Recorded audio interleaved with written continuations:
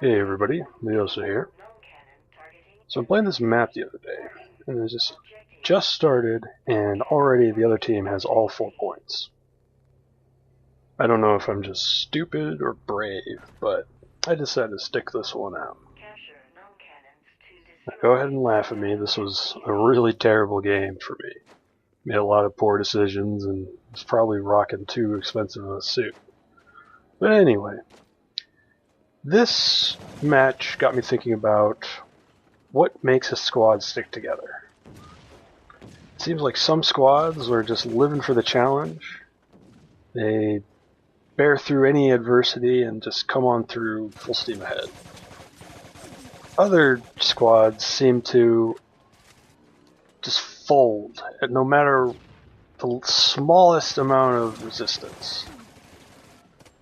So I asked the question to myself, why does this happen? Why is it that some squads stick together and others just fold?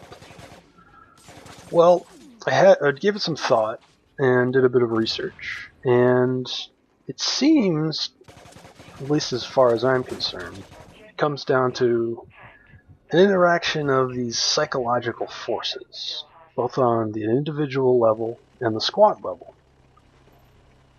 And see, on the individual level, when you're losing a battle, this places you under stress. I mean, it's not as much stress as if you were in a real gunfight, obviously, but there's some degree of it. Now, if you were to look up the definition of stress in any medical textbook, or any textbook, stress is the reaction of an organism when it's placed under environmental or physical pressure. So essentially, your flight or flight survival instinct kicks in. And naturally, there's some physical responses to this, like adrenaline and that sort of thing, but that doesn't really have any bearing as far as video games are concerned. So we'll just focus on the mental aspects. So first of all, your attention is affected. So you only can focus on a central task, and everything else on the side is ignored. And it's a little fuzzy on how you decide what the central task is, but obviously it's deemed relevant from person to person. Now I know you've seen some examples of this. Say you're in a tough PC match, and you start losing. Commander starts just going full steam ahead with the previous strategy. No change in thought. Tension is fully on the battle. No thought of changing the strategy. This sort of reaction is pretty common. The next thing to take a hit is your working memory. So this is your short-term memory you use to take all that relevant information, work it, and kind of associate it and make a useful object out of it. Well, obviously this is impaired, so your ability to take in new information and process it is not working. And the next point is particularly relevant to video games, is your manual dexterity will decrease while under stress. So obviously this could definitely have some bearing on video games, as all physical activity is based on your manual dexterity. And finally, lastly, your decision making is affected. So there's a tendency to become much more rigid in your judgments and not looking at the full scheme of alternatives. There's a big tendency to rely on your previous responses to this stressor, whichever was making you stressed out, regardless of actually how successful that was in the past. So far the effects of stress are looking pretty grim. The next part of it is the squad effect. So before I get into that, there's really two types of cohesion, the sticky stuff that binds squads together. First of all, there's the social cohesion. This is the type of thing where, like, social bonds, being friends, liking these people, that sort of deal. And there's also the task cohesion, where the squad knows its goal, it's sticking to it, it thinks it's possible, that sort of thing. Now, the task completion, or cohesion, is much more important. So, especially when it's in this game like Dust, where it's goal-oriented. Capture objective, kill this many people, that sort of thing.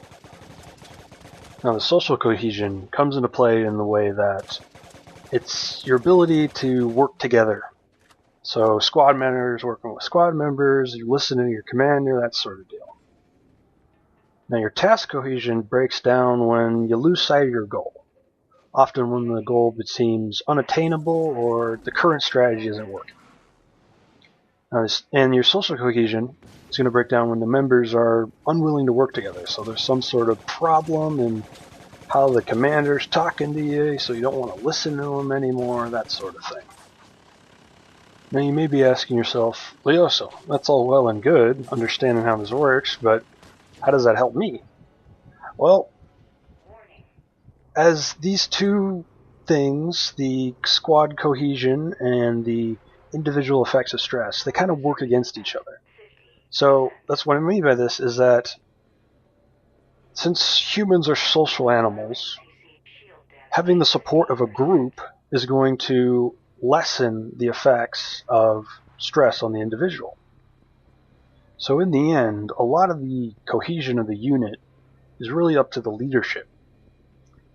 So it really takes precedent on the individual level for the leadership to keep things in control, because if they lose, the entire group has a chance of breaking down. So for your given leader, it's important to make sure you're not being affected by the effects of stress. So if you feel stressed, if you're in the middle of a battle, try to look inward, reassess the situation, have a level of self-awareness to see that you're under stress and that's affecting your judgment. Now, as far as keeping the squad together, it's really important to always keep your goal in mind. Because, a squad without a goal is just a bunch of people lollygagging around. And you also want to have a number of kind of default tactics to fall back on when you are under stress and your judgment's you've got the blinders on, so to speak. So always put down plenty of drop-up links, stick together, have a decent mix of roles, that sort of thing. Thirdly, you're going to want to make sure that each individual of the group has a good idea of what their role is. So the Logi's putting heals and reviving people. The heavies are up front, taking the damage, being first guys in, and the assault guys are backing them up. The final thing you're going to want to do from a leadership perspective is get to know your squad. Know their strengths and weaknesses, and let them know what those are.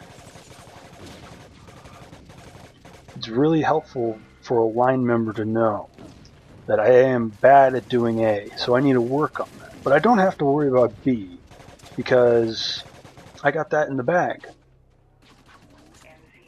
So I hope that my little spiel is giving you guys a better idea of how to keep your squad together and keep them on task and keep them from breaking down.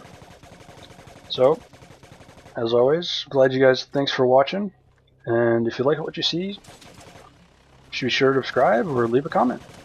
Thanks, guys.